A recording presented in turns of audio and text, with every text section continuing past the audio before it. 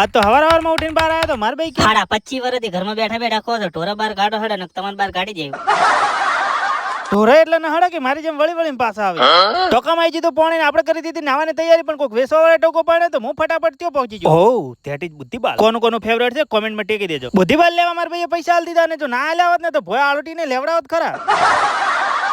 નાઈ ધોઈને આવી જો ટેસણે. ધીસ ઇઝ બાવો. હિતિયન વિડિયો જો પણ ફોલો નત કરતો. હી હી હી. ખાવા હારું ભલે મહેનત કરવી પડે પણ અમુક વસ્તુ તો ફ્રી ની સારી લાગે. ઘરે જો એવો માર ભાઈ કિલો બટી કરિયાણું લેતા હો. ખાવા જોવે છે ચમચમ ના પાડું.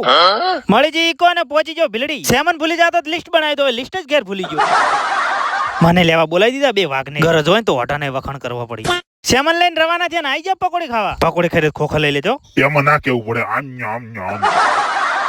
છોકરી જોડે વિડીયો બનાવો તો જલ્દી વાયરલ થાય, પણ છોકરી હોત તો ઓઢા શું લે લાઈક ને ફોલો કરી નાખો. માથે ઓઢેલું ચટી સી.